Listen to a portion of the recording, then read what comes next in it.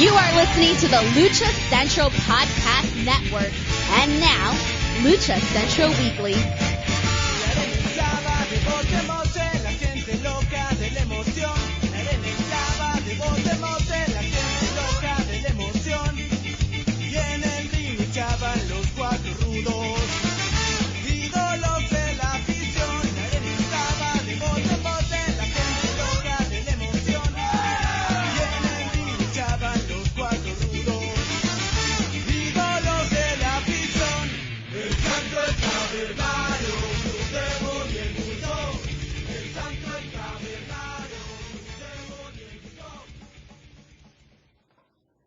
Welcome to the Lucha Central Weekly Podcast. This is the podcast that lets you know all the latest happening in the world of Lucha Libre. We cover news and events from the week, talking Mexico-based promotions and top independents, along with luchador-related news from throughout the United States. The Lucha Central Weekly Podcast is part of the Lucha Central Podcast Network on luchacentral.com. This podcast and others from the network are available on all major podcast streaming platforms, including iTunes, Spotify, iHeartRadio, and more. And of course, a shout out to our streaming partners at thechairshot.com. Please welcome your hosts for the week. He is the dashing one, Mr. Dusty Murphy. And who is he? It's the one and only Brendan Barr. And thank you for joining us once again on Lucha Central Weekly. I am dashing Dusty Murphy. I am joined by who? None other than my co-host, Brendan Barr. We want to thank Miranda for the lovely intro. If there was one, we're not sure yet. We can't hear it on our end. We were just laughing that the most Lucha thing of all would be if there wasn't an intro. But we're here again. I'm rooting that there wasn't one, yeah. Makes it more loose. Again, just Brendan and I this week. Next week, I will be gone. It'll just be Brendan and Miranda kind of shaking things up for the summer already. You scared me for a second there with that pause. It's like just me. I'm like, nobody told me anything. No, at least it's my understanding right now that Miranda will be there next week. And, yeah, just big things going on, big summer for everybody, a lot going on. And we had a lot going on this last week with TripleMania. But first, did we have anything for Indie Roundup or News of the Week? Oh, yeah. So I'm just keeping this short and sweet, but there's a kind of a big one here. During the week, Roosh announced that he's coming back. He had a little press conference, said he's going to do some stuff. The only place he's really kind of committed to working at is Robles, so, your mileage may vary. Obviously, there's not an ROH for him to go back to at the moment. Right, yeah, exactly. And all the names he kind of, unless you're going to get to that. Well, I wasn't going to get to that. I was, because I only, for me, it was just about the headline. Once I saw that he didn't announce any real dates or any companies, I was like, I don't care. But what? Yeah, my understanding, I didn't see the whole interview, but my understanding was pretty much every name that he called out was an AEW name. And that okay. Was kind of, yeah. Yeah. No, I mean, that makes sense because all of his friends almost all of his friends are there. Well, yeah. And I mean, if you're going to bring back the Ingobernables, that's the place to do it right now, especially with their association with New Japan, the Forbidden Door. You could get Roosh and Andrade and Naito together, even just for one night. It'd be huge. Well, that's going to be an interesting thing, but we have to get to other segments to talk about that. Cause... yeah, big things happening this week. Yeah. Oh, yeah. I'm gonna say it a lot, but it was a big, big week. I had a big visible reaction. I wish I had a camera on me when it happened, but we'll get to that moment very soon. We did also have a little we had just a couple things for the Indie Roundup. Sadly, Bandito lost the PWG championship to Daniel Garcia. That would have been a week ago at this point. So by the time you guys hear this, it would have been a week ago on Sunday. I mean, not a lot to say about that. Some people were saying it's about time. Obviously, Bandito is kind of one of the hot big names right now, so PWG is probably not going to be in his future for much longer. Not that PWG is small. I'm not anybody. Right. Calm down. But PWG's kind of built a rep on having, the hot guys before they get hot. And they did that with, the Lucha Bros. They did that with, even like Flip Gordon and Matt Cross and, just, tons of people before they got big, and then they got big and they started touring a lot of places, and they didn't come back to PWG as much. That's what I'm on about. I'm not dissing on PWG. I love you guys. Give me tickets one of these times. I want to see a show. I can't get them normally because you sell out too damn fast. Oh, almost immediately every time. Yep. The word is you got to know somebody, so I'm just going to try. I'm just going to beg on here. Then, we had a couple of smaller things. We always say we like to support the smaller things. Santino Bros had Fight Night 2, which was available to watch live on YouTube, and they've since put up, after I asked for it, I'm going to blame myself. They put the replay up, so you can go watch Fight Night 2 on there. Because these guys are super cool and I want you to go watch it, I'm not going to give results. They had some names like Moisilla, Guy Cool, James Brady, Koto Hiro, Savannah Stone, Kid Bandit, like some really great matchups. Lots of good stuff going on. It's on the Santino Bros YouTube channel, or, you can hit me up and I'll send you a direct link to it. Go watch it. And Defy was back in Seattle. Just a couple of quick headlines on that. We had, Nick Wayne and Swerve Strickland teamed up with Adam Brooks to defeat the team of Christopher Daniels and, the Midnight Heat, which is, if you guys haven't seen the Midnight Heat and anybody is like a 80s and 90s wrestling fan, imagine all of your favorite tag teams from that period of time in two guys. So, it's kind of interesting that you're getting Nick Wayne and Swerve Strickland on the same team, because they're kind of like supposed to be wrestling each other a bunch. So, you have that. And the PCW Ultra Women's Championship was once again on the line with Donica Della Rouge defeating Kikyo, the Fallen Flower, to retain the championship. So that's kind of in the world of women's wrestling, that's kind of a big card match right there. And we got it right up here in Seattle, in the middle, smack in the middle of the card. It was not anywhere near the top, even though it could have been. But that's it. That's my indie roundup. Just like I said, I wanted to get real quick because we got some big stuff to talk about, and we're going to spend a lot of time on it. We already started to, even though we were only on the indie roundup. So, yeah. All right. I'm just going to toss it off to Denise, and then we'll come back and we'll go talk about some more stuff. Excellent. Why should you visit thechairshot.com? Thechairshot.com is your home for hard-hitting reviews, news, opinion, and analysis with attitude. Why? Because you're smarter than the average fan. Thechairshot.com. Always use your head. Hey everyone, it's Denise Salcedo here in Lucha Central with a reminder of where and when to catch all of the great network content this week. Get the full lineup and listen to all of our shows in the podcast network section of luchacentral.com.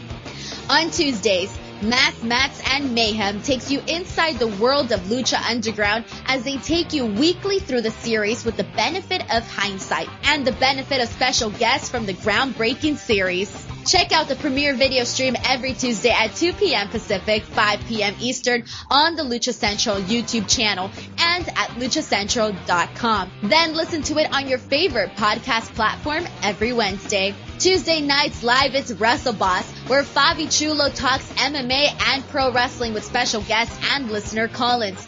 Visit WrestleBossLive.com Tuesday nights at 7 p.m. Pacific to listen live or call in with questions or download the show on podcast platforms on Wednesdays.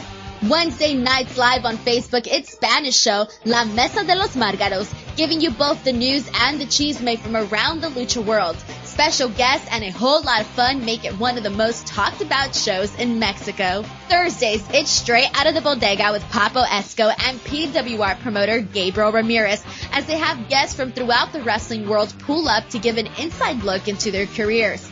From indie standouts to television superstars, each week brings a new name and perspective. On Friday, it's your double dose of Lucha Central Weekly Podcast, one in English y el otro en español. Lucha Central Weekly is where you'll find all the top stories of the week, both inside and out of the ring from Mexico and anywhere luchadores are in action across the globe. Be sure to subscribe and follow all your favorite Lucha Central Network series on your favorite podcast platforms, either by their own series name or subscribe to the Lucha Central Podcast Network show pages to get all of the shows in one easy feed.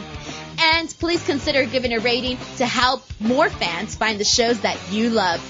For now, this is Denise Salcedo signing off from Lucha Central Central. Have a great week.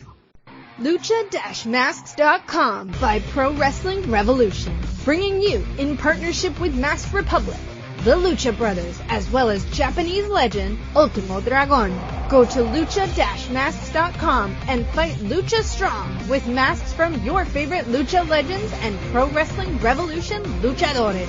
Stay safe in style and represent your favorite luchador. Get yours now at lucha-masks.com, powered by Pro Wrestling Revolution. Zato for that. Lucha Central Central. First up, real quick, we would be remiss if we didn't mention it. On AEW this week, we had the Owen Hart tournament qualifying match between Dante Martin and Rey Fénix. Such an exciting matchup. As soon as they announced this match, I was excited. These are two of the best aerial guys in the world right now. And it was easily the most exciting match of the show. Pretty much exactly what you would expect from seeing these two in the ring together. They delivered on the promise of just the name appeal alone. And Fénix winning was the obvious choice in the match. It was where they were going. But Dante still looked like $1 million.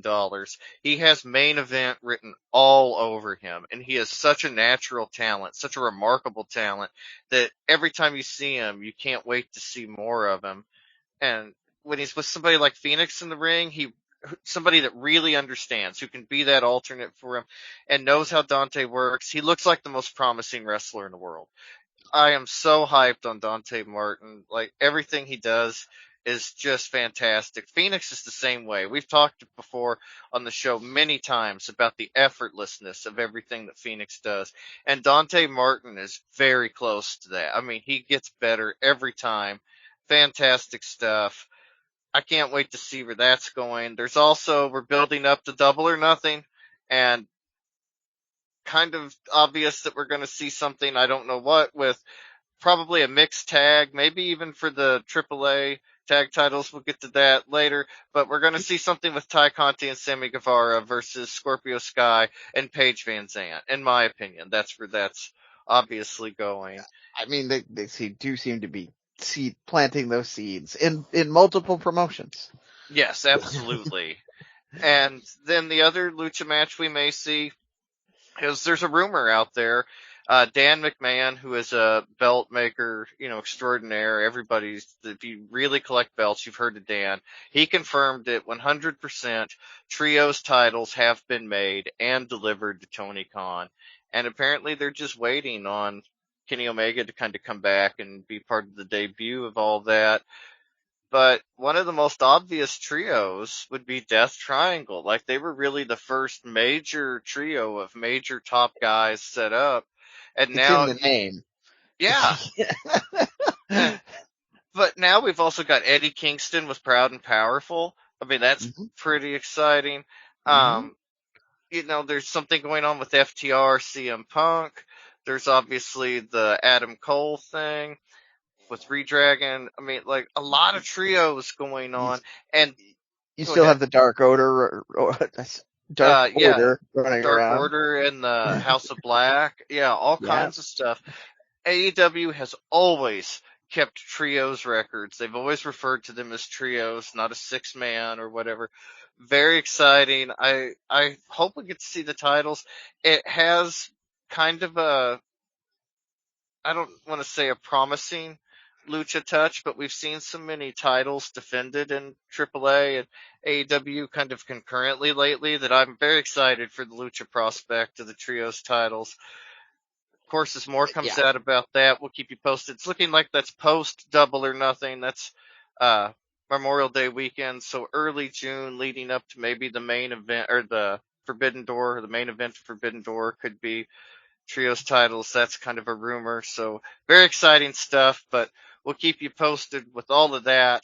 But right now, Brendan has CMLL news. Oh, well, I actually didn't, because I was trying to I'm going to keep it all together. So once again, they're still going on with the tournament. I thought that the tournament was going to be done with the Universal tournament was going to be done when we were recording this, but it turns out it's still not done. So that's why I had changed my mind and decided to not have it on, but I didn't remember to tell Dusty that ahead of time. So here we are. CMLL is still putting on good matches. They're still having their cards on Friday night. Unfortunately, I work on Friday night, so I haven't been able to watch as much, and I'm just relying on results. So I'm going to just shout out to Cubs fan over at Lucha Blog, who regularly puts up CMLL results for me. I regularly read them there. But this week I don't have anything because I'm waiting until we finish up the Universal Championship so we can cover that. Okay, sounds great. That leads us into the big story of the week, our main story, like the pretty much the rest of the show. TripleMania, Chapter 1. We had TripleMania. It was in Monterrey at the Stadium de Baseball Monterrey.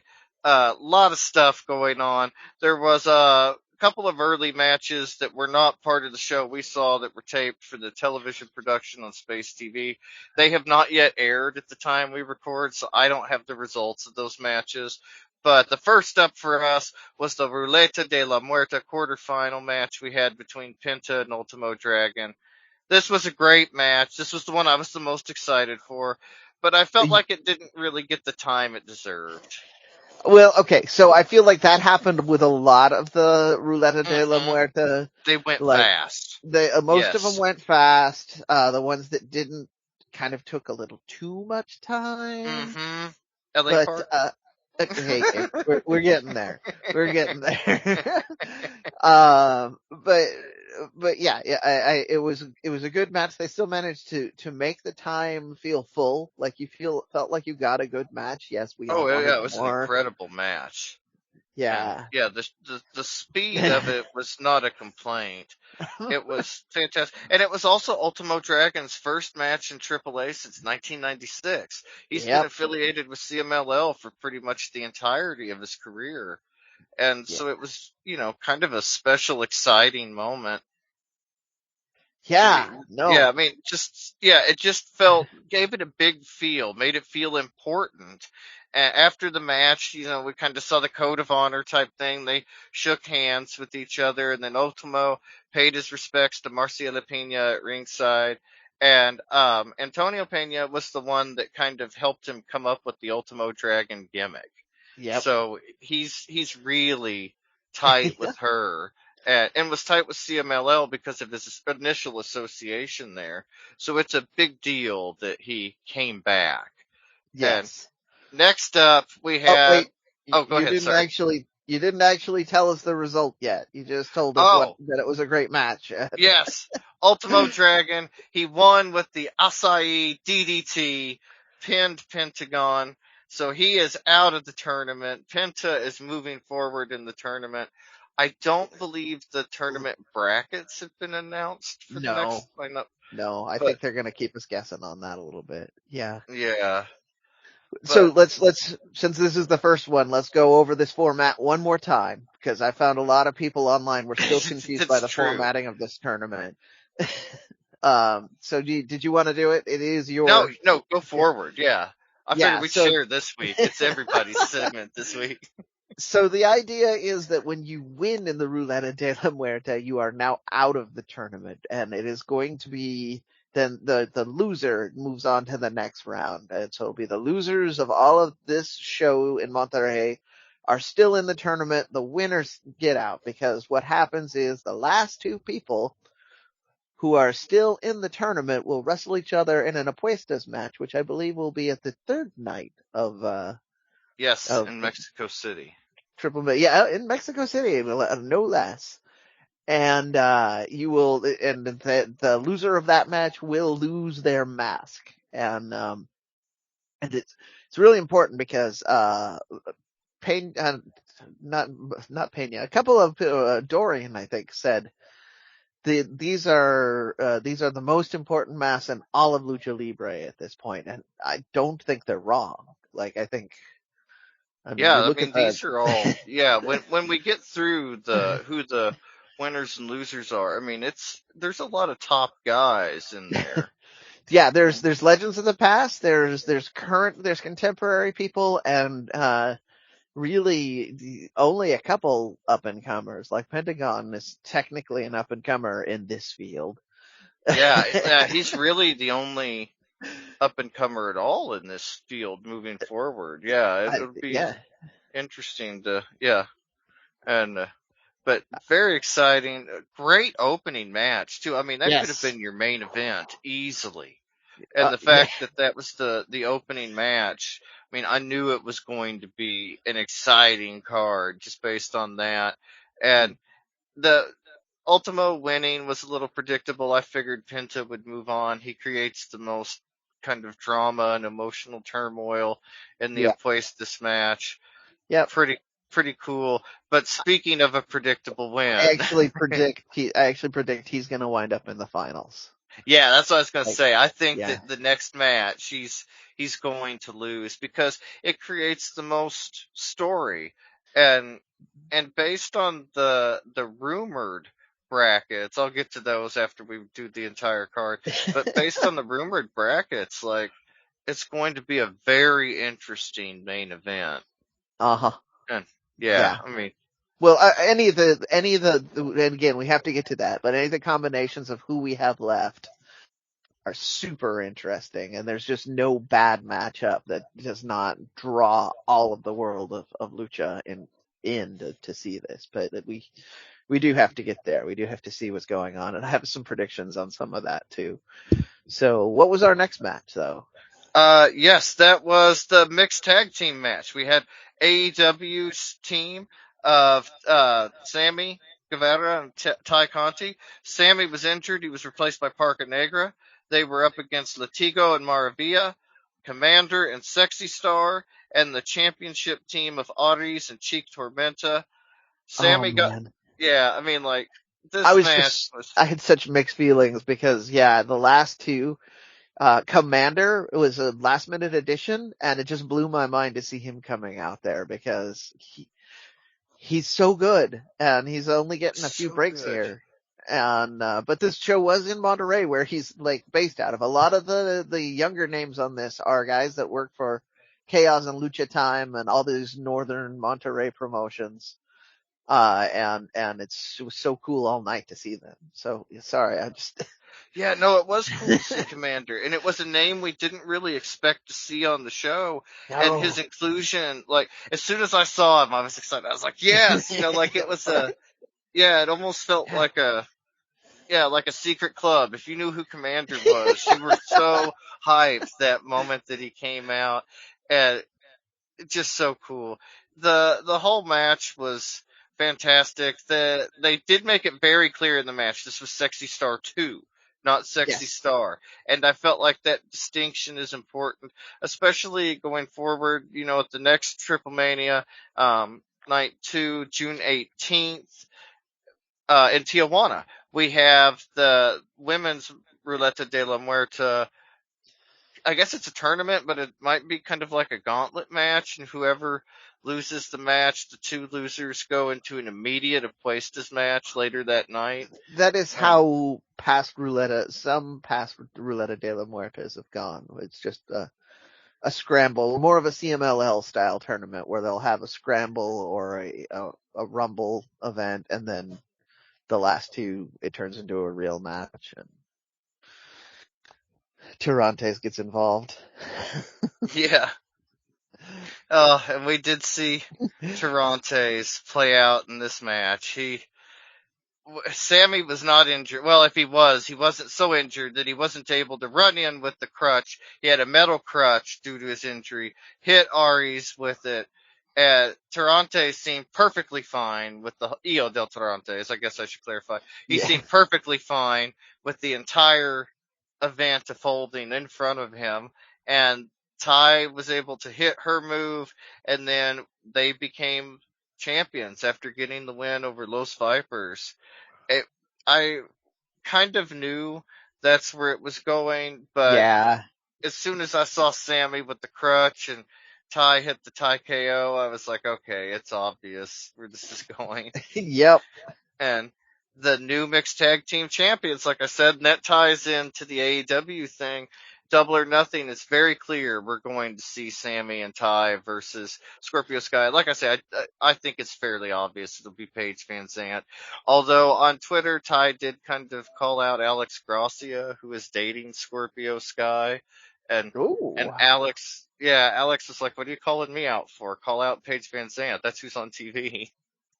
So, interesting just in general. I kind of like the whole vibe. I like where it's going, the blending of the fourth wall and kind of bringing the drama outside of the show and tying AEW and AAA together. It's obvious that they've been fairly high on each other from the beginning.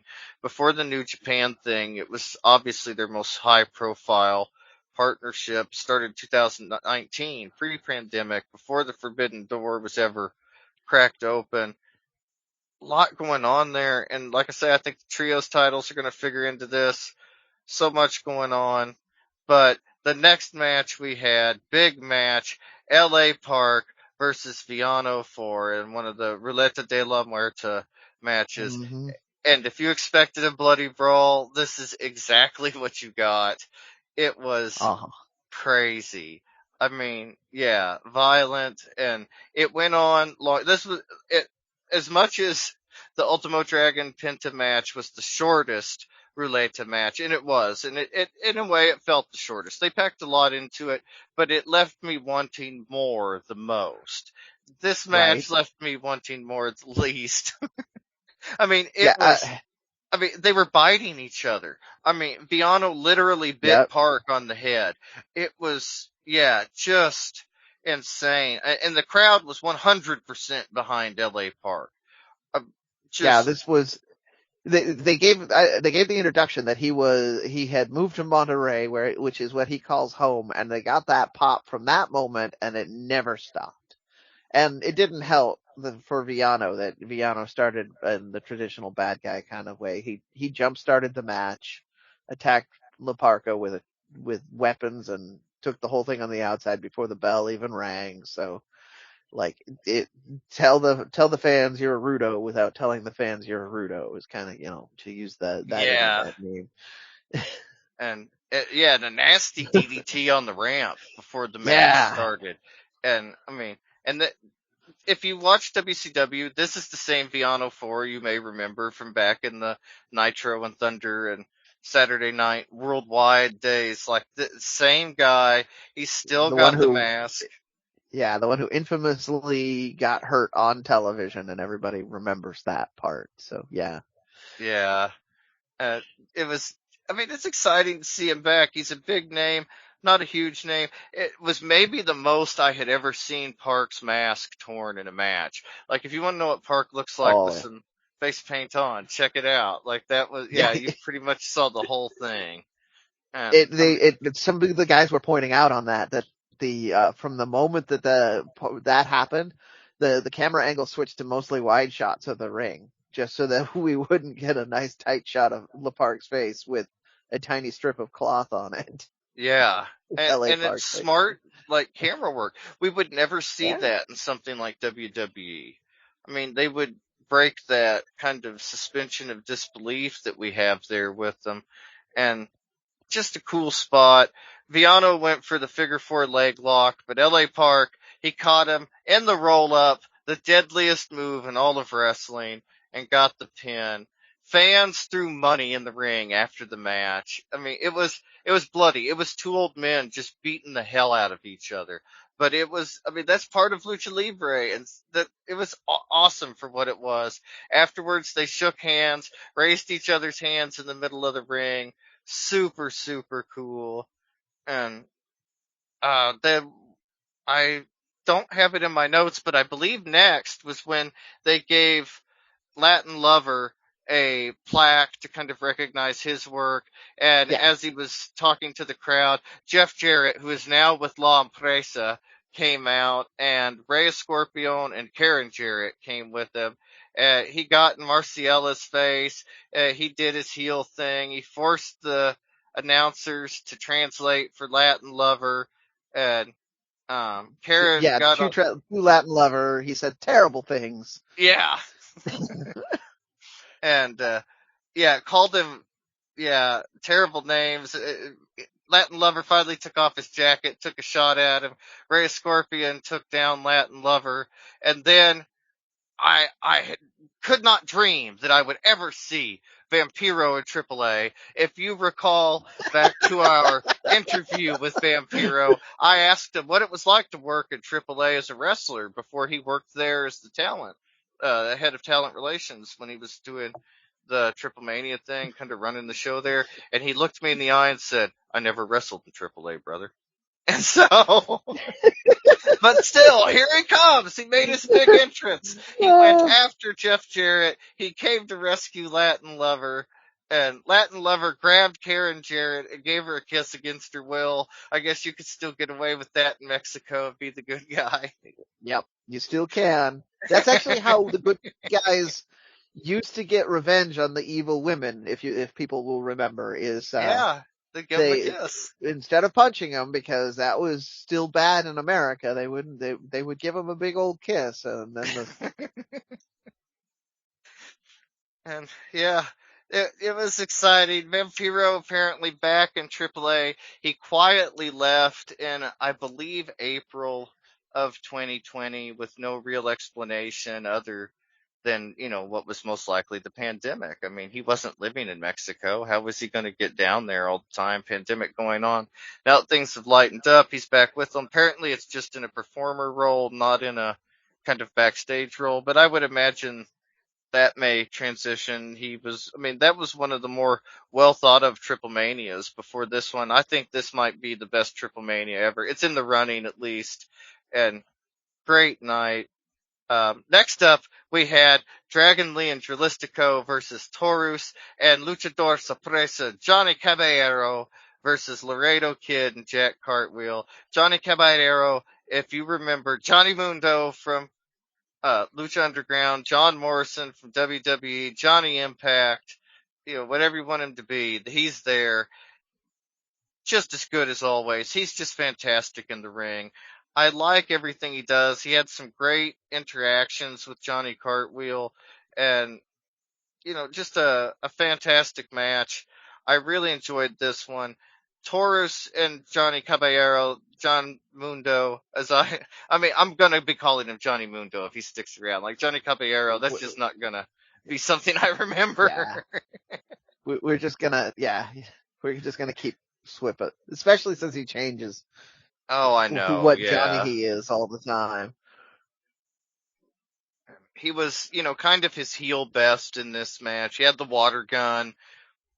He and Taurus won when he hit a low blow on Laredo Kid. He rolled him up to get the pin. Just classic Johnny Mundo stuff. But seeing him paired with Taurus, like the mixture of Johnny Mundo's humor and his kind of physicality with Taurus's like brutality and just physical, like he's just imposing. and it was a perfect pairing. They worked together so well, loved what they did together, fun match, and then after that, we had another Ruleta de la Muerte tournament match between Rayo de Jalisco and Blue Demon Jr. And this one was, yeah, I mean, it was crazy. I knew this was going to be I was wondering how they were going to differentiate this, because this was totally on paper going to be another Haas fight slobber knocker.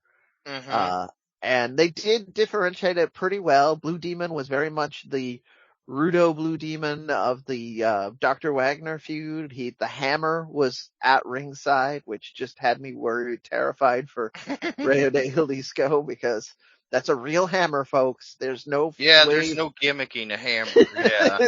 Yep. And this was also a callback, being in Monterrey, to the Mask versus Mask match between their fathers.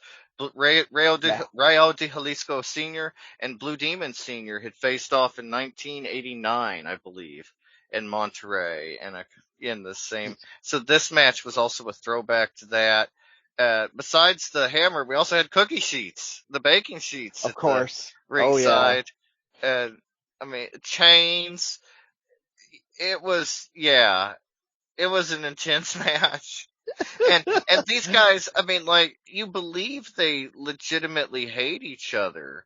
And right? Even though the feud was not actually about either of them, it was about their fathers. Right. Like, they probably have wrestled over the years, because that'd be a big. They've both been around forever. They had to have.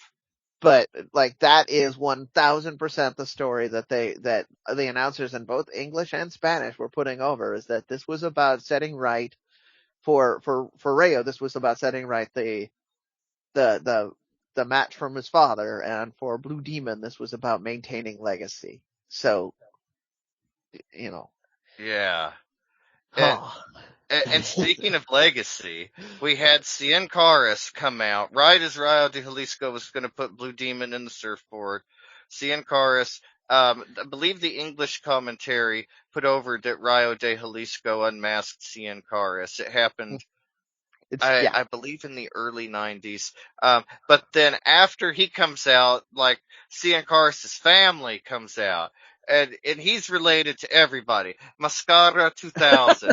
Nuevo Generacion Dinamita. They're all out there. Rayo was able to take a guitar away from him and smash Blue Demon with it to get the pin. He sold it like he had literally been murdered. Like, he laid there like he was knocked out forever. And it was just incredible. Yeah, I mean, he really did a great job there. Dinamitas beat up Rayo de Jalisco after the match, put the whooping on him, and it was incredible. Medical personnel had to place Demon on a backboard stretcher, carry him backstage. And as they're wheeling him out, the Cien Caras Los Dinamitas, these are bad guys. They're not going to let him lay on the stretcher unscathed, so they beat his ass all the way to the back. To be honest, that's the moment that I knew it was performative, because he did sell it so well. Yeah. I was just like, and he did, like I say, he sold it like he was murdered, like he just laid there. And I do want to explain, because I said this to people in the fight chat room. They love to do this, especially AAA, but like in Mexico, they love to bring out the stretcher as part of an angle. They love to have a guy just lay there and look dead. They will do this a lot. And it always gets the same reaction. Like, the fans are super into it. They believe that the guy is really hurt. Everybody is trying to tune into all the dirt sheets to find out if he really was hurt or not. And then, then it turns out it was just part of an angle, and you bid on it, which is fantastic. Yeah, that's what you want to do. Yeah. He's back to blurring the lines again. It's one of why people really get into a lot of this wrestling, is where you want to feel like, is this real? I go to a magic show. I know that he's not really cutting a woman in half, but I still have that thought, like, what just happened? And that's what you get out of something like this. This is one of the weird things, though, that had someone else brought up this whole match, is there are, we've only gotten to a couple of them. There are a number of run-ins that happened on this show. And this, like the run-in part of this match was almost forgettable. Like especially Yeah. compared to the others. You will, when we get to it, you'll know which one was in my head, but like I didn't think about that. I thought about the guitar shot and I thought about Blue Demon being dead when I was thinking about all the cool things that happened at this. I didn't really remember NGD being there or, Mascara Año 2000 or, any of it. But it was that guitar shot, that stiff guitar shot And that it was super murdered. stiff. Yeah. Yeah. Like a lot of times you see those guitar shots and you can tell they've been gimmicked, where they've cut the guitar down to break easily, or sometimes even a guitar made out of balsa wood. Not so with this one. No, that's part of why I felt like he might have been legit hurt. Cause like there was no, Yeah. there was no easy give. It was brutal. Like when people say "I am the table," this was "I am the guitar." Yeah. I mean, it was. And then next up we had one of the matches I was most excited for, my second most excited match of the whole night. Pagano, Bandito, and women's Reina de Reinas AAA champion Taya Valkyrie versus Cybernetico, Andrade El Idolo, and Diana Perazzo, who Taya obviously beat just about a week ago at Impact's Rebellion pay-per-view. They start out the match. Taya, she just looked incredible. She had some nasty looking arm drags. Cybernetico was in there. He and Taya mixed it up a little bit. Pagano got involved. I mean, this match was all over the place. Even the announcers, I watched it with the Spanish commentary on, and Hugo kept yelling, "Brutal! Brutal!" And it was.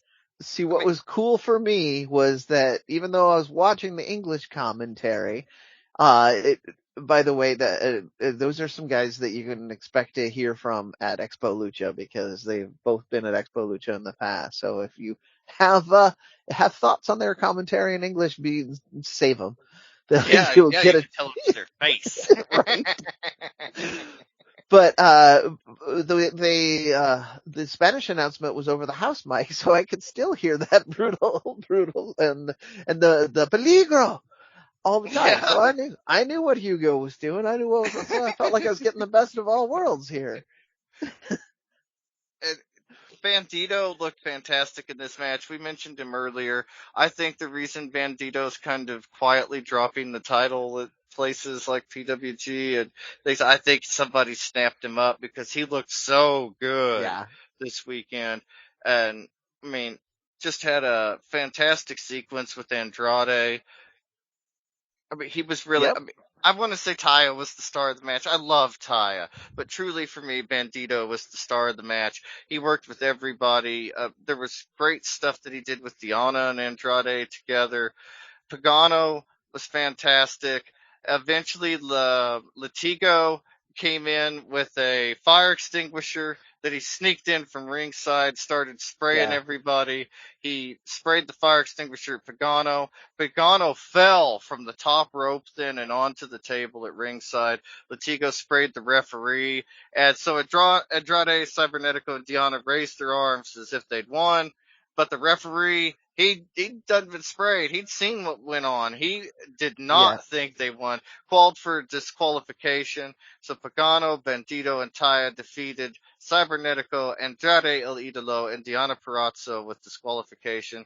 Pagano looked fairly shook up from the spot where he fell off the rope. I mean, part of me felt like it was on purpose, like when I first saw it, but then after the match, like I say, he seemed shaken up. He walked out of his own volition. Everything seemed good, but it was a kind of a scary spot. Yeah, and he landed tail first on that hard spot where the table is real in for. So anybody who's ever hit their tailbone on something and had it hurt for days, that's probably what he But yeah, he's tough. Great match. Loved seeing the interaction between Taya and Diana Perazzo. Great match. Terrible finish. Yeah, the terrible. finish It, was not great. not only was the fire extinguisher thing overdone, it was badly done. So, yeah, just, I felt bad because that really took it from like match of the night, potential match of the night to, I'm just being a little sad about some of my favorite people not being in a more elevated spot as a result of that finish. So. Yeah. I mean, I think, like I say, it's to play out the thing between Oh, Taya and Deanna. well, And there's ways they could have gotten where they got to that weren't as gimmicky and stupid, but I don't know. I don't want to pretend like I know more than Conan. He's a genius, so I'm gonna yeah, just chalk this up to I didn't like it, and I didn't like the finish, but he still had his finger on the pulse to make a great match and is building a great feud.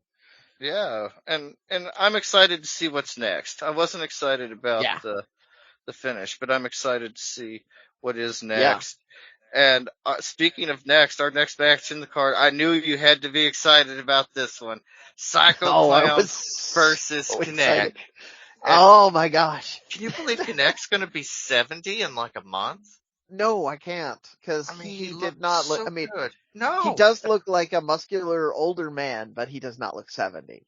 not at all. Yeah, I mean, yeah, he looks 50. I mean, he really does. Like, I mean, yeah, and the best compliment, he looks 20 years younger and moves yeah. 20 years younger. I mean, like you say, Uh like an huh. older man. And through the match, I mean, like, he just wasn't having any of Psycho Clown shit. He literally ripped his mask off. I was Like, just yanked the so top off of it. so. I just everything about because we haven't gotten to my favorite part yet, but everything like Connect being so in control. He was super dominant. I got like a good 3 to 5 minutes of Psycho Clown being beat down by Connect, who looked like an absolute legend doing it.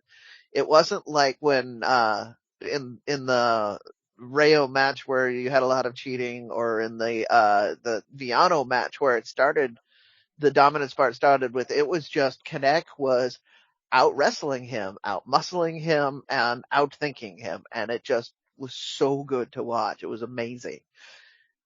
Yeah, like no matter what he did, and nothing worked on it. He even hit him with the steel chair, hit him right in the head. Psycho Clown hit in the neck.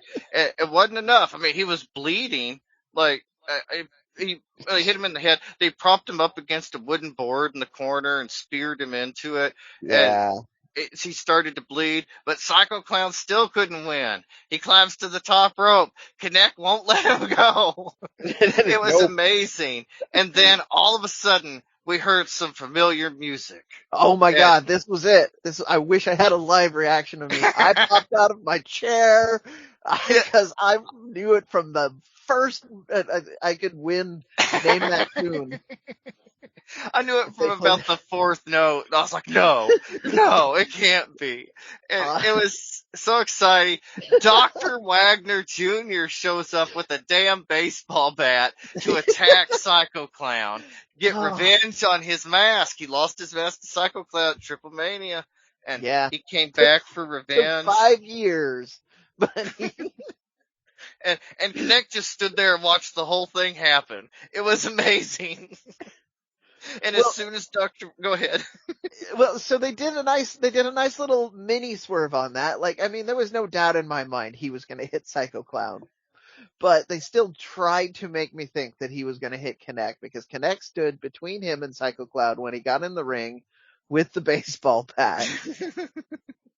And then Psycho Clown, being Psycho Clown, runs up behind him way too energetically and pulls on Wagner's shoulders, which kind of just naturally led him into hitting Psycho Clown in the gut with the baseball bat. Like, it could be argued, if you didn't know the history of these two, that wasn't going to happen until Psycho Clown interjected himself, which again makes me love this even more, because that just makes me think of the overly energetic and excitable Psycho Clown inserting himself in and getting a beat down for it. Like, that just makes me like, and I hope the fans feel that way too. Like, oh, he was just going there to stop, Oh gosh, yeah, and Yeah. then Caught a whooping because he couldn't keep his pride out of it. Had to run up there. yep, and then Yeah. Connect still throws the elbow Yeah, before. always. Gotta hit the elbow. Gotta get your moves in. But Keep yeah, he going. hits the elbow, he gets the pin, and then it gets even more exciting. So Dr. Oh. Wagner just continues to beat the crap out of Psycho Clown. He's doing his poses and everything. Psycho Clown gets to his feet. He's finally gonna get his comeuppance and give the comeuppance to Dr. Wagner. But Andrade runs in, and before Psycho Clown could do anything, he cuts him off and rips off Psycho Clown's mask. So It was good. crazy. Yeah, like I didn't Yes. expect that at all. And No. instant, like, main event feud now with Psycho Yeah. Clown and Andrade. It's perfect. And so now there's an alliance between Andrade and Dr. Wagner, and they give Psycho Clown, they had a board propped up. They gave him a twin suplex through the board. Super exciting spot. And that gave us our 4 challengers: Psycho Clown, Blue Demon Jr., Pentagon Jr., and Viano 4. Those are our Ruleta de la Muerta challengers who will face each other in the next round of the tournament. The matchup is allegedly Psycho Clown versus Blue Demon Jr. and Pentagon versus Viano 4. And I'm pretty excited. I think that's probably how I would have lined up the matchup. That way you get the turmoil of, will it be the young guys? Will it be the older guys? I think that we probably see Psycho Clown win this match, and it's Penta versus Blue Demon, because it's hard to see either one of those guys losing their mask. But it could just as easily be Psycho Clown and Penta. There's a lot of variables in play. See, that's where it gets weird, because imagine that Psycho Clown and Penta, which is kind of what I'm also thinking is going to happen. Yeah, I think But- that could be but- the most likely, because it's the least guessable. Yeah, and it's going to pull the biggest, super big crowd of American fans, Absolutely. which they've made quite clear that that's what they want. Yeah. Miranda man, says yeah. Psycho Clown. She has seen under the mask. She knows what Psycho Clown looks like. And she said he was a very handsome man. And She did use the words very and handsome, not just Yes. handsome. She modified it with very, so very handsome. And Meatloaf told us that Penta had a little round face. And so I feel like if we're going to go by who's handsome, it might be Psycho Clown. Well, the truth is, neither one of those guys needs the mask to reach the next step in their career. They really don't. You know, Psycho Clown can just go to putting clown makeup on if he still wants to look like a clown. And, I mean, almost the same thing. Penta could just go with a face paint gimmick if he wants. So Yeah. Or he could go with a name change too. So, cause he's changed his name a few times over his career at this point. Right. And yeah, I mean, we could even just see him wear the mask to the ring. We've kind of seen them wear the overlay masks before. Yeah. And Well, like Wagner did. Yeah. Yeah. And it's, very exciting. A lot of possibilities. Super excited for the Ruleta de la Muerta tournament to go on. We'll kind of touch on that again when we run down the card for the next night of TripleMania. So I do keep going on because I alluded to this earlier when we were talking about the LFI possible reunions and whatnot. Wagner did ask Andrade if he would join the Legada del Lagunero, or the Legacy of I don't know what Lagunero is referencing, but I do speak enough Spanish to know that, and he kept saying sí or no. And I believe Andrade didn't give a firm answer, but it did come off kind of as C. So Be very and he put on the exciting. baseball shirt. He put on Wagner's baseball shirt. Also present, for those of you who keep track of this, because we talk about them on the Indie Roundup a lot, were both of Wagner's sons. They came out with him. So you had Galeno Del Mal and Hijo de Dr. Wagner Jr. They did not come out and participate in the beatdown. They just showed up to look cool during Wagner's awesome, supposedly impromptu entrance. Yeah, he didn't And need then their that. help.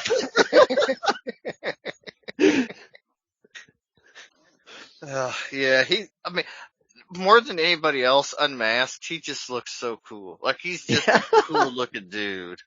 And, I mean, he looked like he meant business. I love the whole thing. Very excited for this. Very excited to see how Dr. Wagner figures into the whole Psycho Clown thing going forward, too. And Andrade, Well, go ahead. Yeah.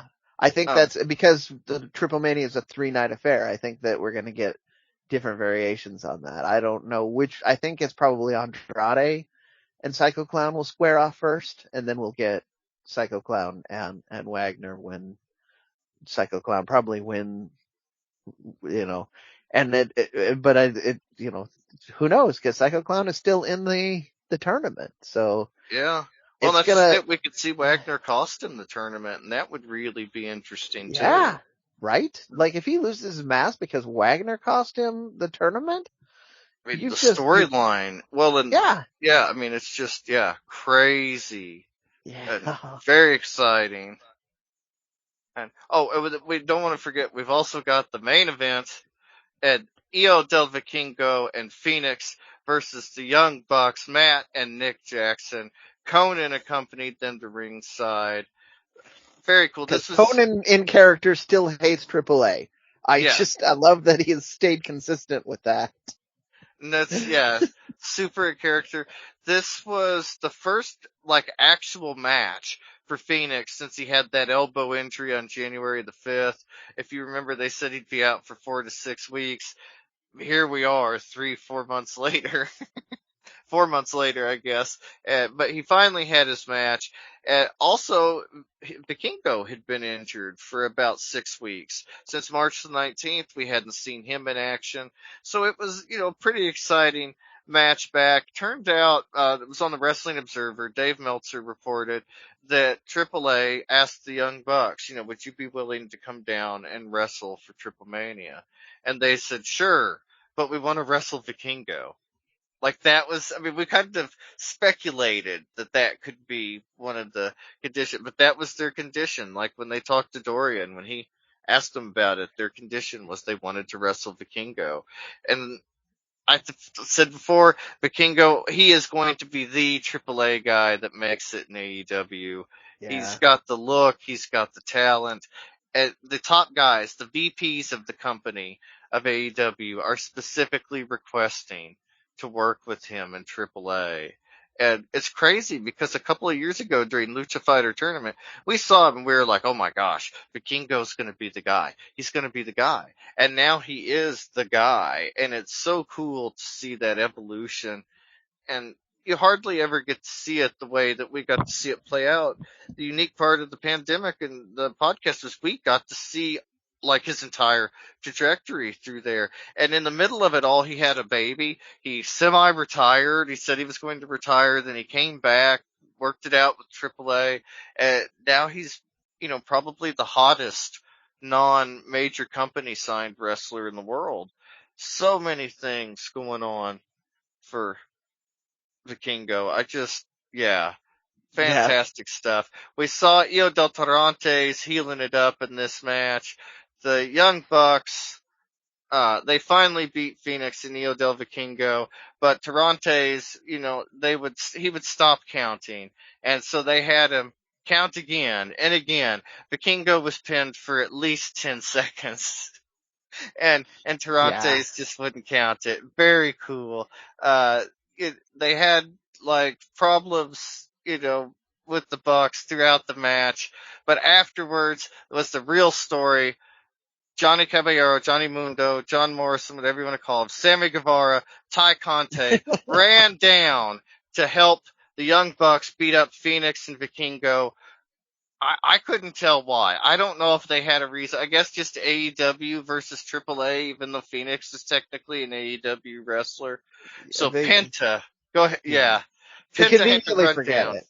Yeah. He had to run down, save his brother, had to help save Vikingo, and the way he was going to do that was to super kick the shit out of everybody, including Ty Conti. She might have took like the meanest super kick. She has my respect for that one. It looked like $1 million. There's no way that didn't happen without the approval of AEW. And so it sets up some interesting things that we may be seeing some kind of, male-female interaction in AEW. We don't see that intergender work much in AAA or in WWE. So in America. Yeah, in America in general. But AAA, it's not that uncommon. Taya kind of made her bread and butter on being an intergender wrestler at one time. And that kind of also, so Johnny Mundo, John Morrison, John, whatever you want to call him, he was there with Team AEW. Interesting, right? Because we have a Joker announced for both ends of the AEW Owen Hart tournament, both the men's and the women's. And, if you were going to get a surprising women's wrestler from Canada to be in your tournament, whose husband recently aligned with the vice presidents of the company, I guess you'd get Taya. And we need Taya. And not only that, the Joker is against Britt Baker. And what a spot. Yeah. That's the match so many people want. That's how you know it's going to be a big name. It's not going to be the return of Big Swole. It's not going to be, I'm sorry if I'm name dropping your favorite wrestlers and you're upset but they were talking about they want a big name that is going to shake the world of AEW women's wrestling. And so that means it's gotta be somebody you haven't seen before. And that's gonna be something, that's how they're gonna try to elevate him. So Taya fits that bill. Absolutely. And she's the AAA Reign of the Reigners champion. And AAA has loved showing off the titles on AEW lately. I need to call out a few people on that, by the way, because there were some nice little promo spots going on about Deonna Purrazzo and what a good wrestler she is.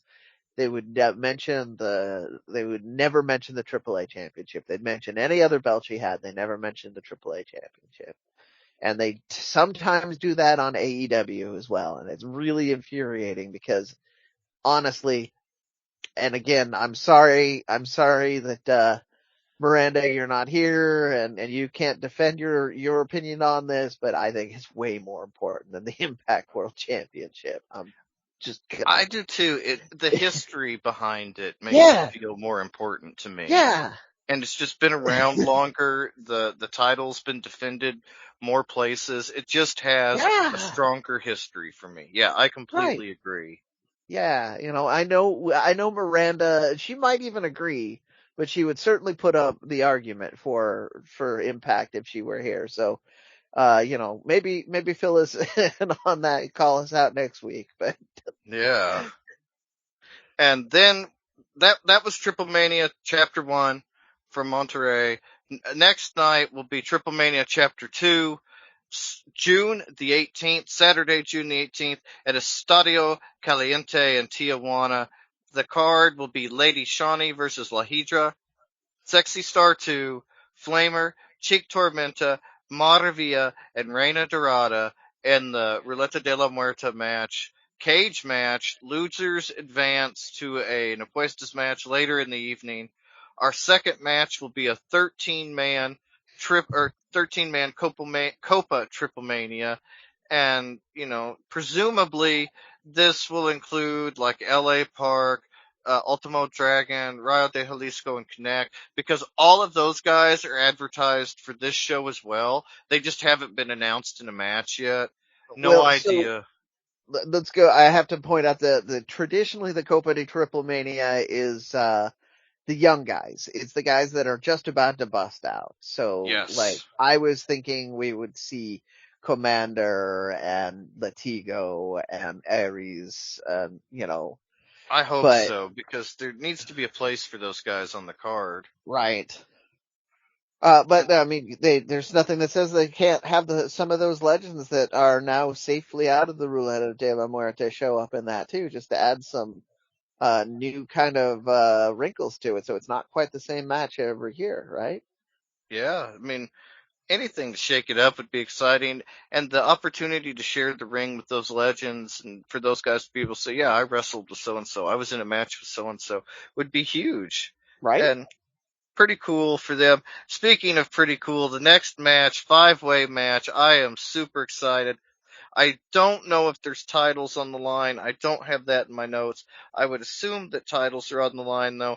Io del Vikingo versus Phoenix, Laredo Kid, Bandito, and Taurus. Like, what a match. I don't believe 5-way.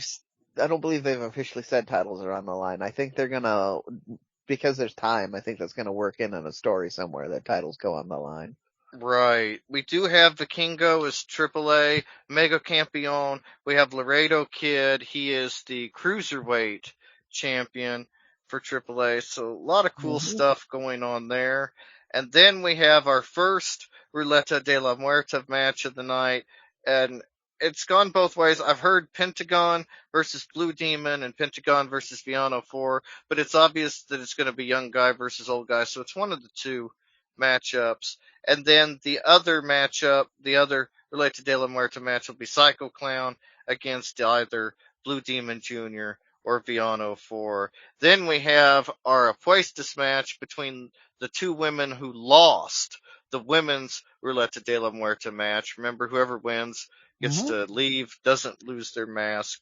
And then the main event for that night will be another AEW versus AAA tag team match. Jeff Hardy and Matt Hardy, the Hardy Boys, versus Dragon Lee and Dralistico. And allegedly this was another choice, but this one was on the AAA side. They specifically requested that they get the Hardy brothers to work with Dragon Lee and Dralistico. I am so excited for this match. We've seen Matt Hardy is willing to do fantastically crazy things at his age, and when he gets in the ring with Dragon Lee and Dralistico and they're all able to do crazy things together, I think it's going to be amazing. It should be a fun one. I mean, yeah. I don't know about Matt Hardy's physicality in the match. You know, he's slowed down quite a lot in the last few years, but he's found things that work for him. His character work is fantastic. So I think he's spent about 10 years really shying away from the Hardy Brothers style. But like you said, he's carved his place out anyway. So yeah, and I think that adds something to it. Like, to bring it back to the AEW match, with Ray Phoenix and one half of the Superfly brother. I don't remember what they call themselves anymore. Airwolf's brother, the Martins. Yeah, Dante Martin, yeah. They did lots of high flying spots together, and yes, it looked great. Also, at times it also looked cooperative, but having a little bit of that mix up, like when Ray Phoenix has gone against bigger guys, like when he was in there with people like Brian Cage and Lucha Underground, and styles make matches is still a thing. Yeah, and it's a very exciting matchup. Very exciting TripleMania. And again, that's TripleMania Night 2, June the 18th at Estadio Caliente in Tijuana. It'll be on Fight. Your same announcing crew, your English announcing crew will be on there. Your same Spanish announcing crew.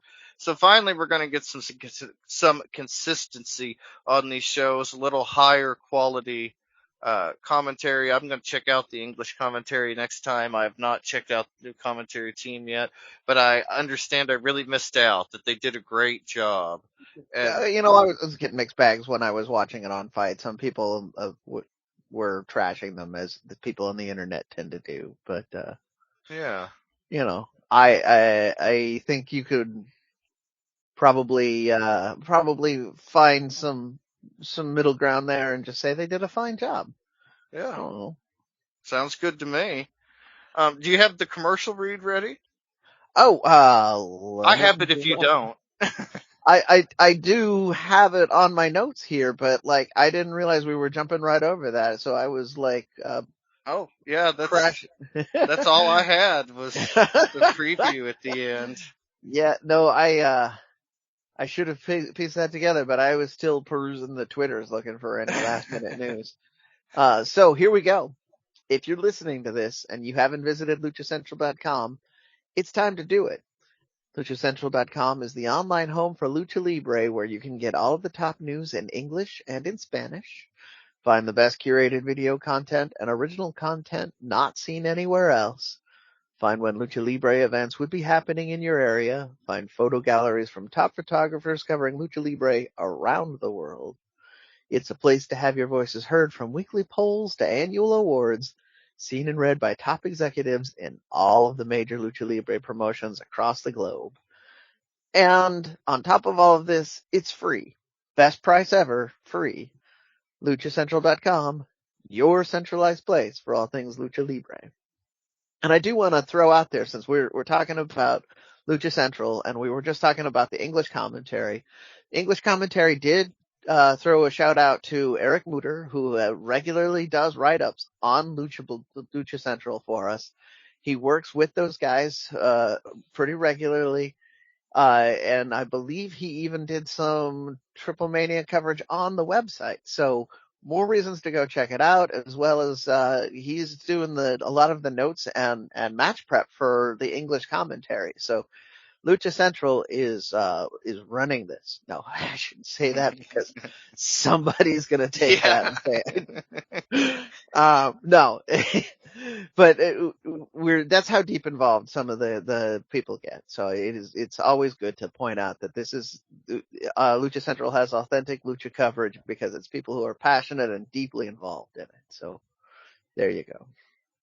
Yeah, exciting stuff. And Lucha Central, like we mentioned it, we didn't have it this week, but Lucha Central, every week, they have this day in Lucha Libre. Pep Carrera, he's got birthdays, anniversaries, video, matches of the day, all kinds of stuff. It's all about Lucha Libre. It's there every day at luchacentral.com. Exciting stuff there. We have nothing for WWE this week. Rey Mysterio hasn't been on Raw in about 4 weeks now. We'll keep an eye on it. As soon as he comes back, we'll have interesting stuff. But until then, I'll give you our social media. We are at luchacentral.com. We are on Facebook at Lucha Central. We also have a Facebook group, Lucha Central Weekly News. We are on Instagram at Lucha Central. We are on YouTube, Lucha Central, and we are on Twitter, Lucha Central.com. I am on Instagram at Dusty Murphy, and I am on Facebook at facebook.com/Dusty Murphy. Brendan, do you want to give our listeners your social media? Let's do it again. I am 321 T-shirt guy. That's the numbers 321, and then T-shirt guy is all spelled out. And I am on Facebook. I'm on Instagram, and I'm all over the Twitters, as you might have gathered. So. Yeah. And we also have to mention Miranda. She is on Instagram at the #Miranda. And I believe you can also find her on Facebook through, it's spelled out, the #Miranda. And we also want to mention our partners at thechairshot.com. She does a lot of work with them. She has her own podcast, the #Miranda Show. You should check it out sometime. A lot of exciting stuff. And until next week, I won't be joining you next week. I'll be off, but Miranda will be here with Brendan in my place. I will see you again in 2 weeks. But from Brendan Barr, Miranda Morales, the Lucha Central crew, and myself, we want to thank you for joining us this week, and we hope to see you next week. Thank you all so much for listening to another edition of the Lucha Central Weekly Podcast. Don't forget you can check out luchacentral.com, your centralized place for all things Lucha Libre. And you can follow Lucha Central on social media at Lucha Central on Facebook and Instagram, and at luchacentral.com on Twitter. Don't forget you can also check out Lucha Central's YouTube page that has tons of exclusive content, including previous episodes of the Lucha Central Weekly Podcast in English and in Espanol, as well as matches and interviews you can't find anywhere else. Stay tuned and make sure to follow us on social media and stay tuned for new episodes of the Lucha Central Weekly Podcast. For Brendan Barr, Dusty Murphy, and me, Miranda Morales, thank you all so much, and we'll be with you next week. Lucharán a 2 de 3 caídas sin límite de tiempo.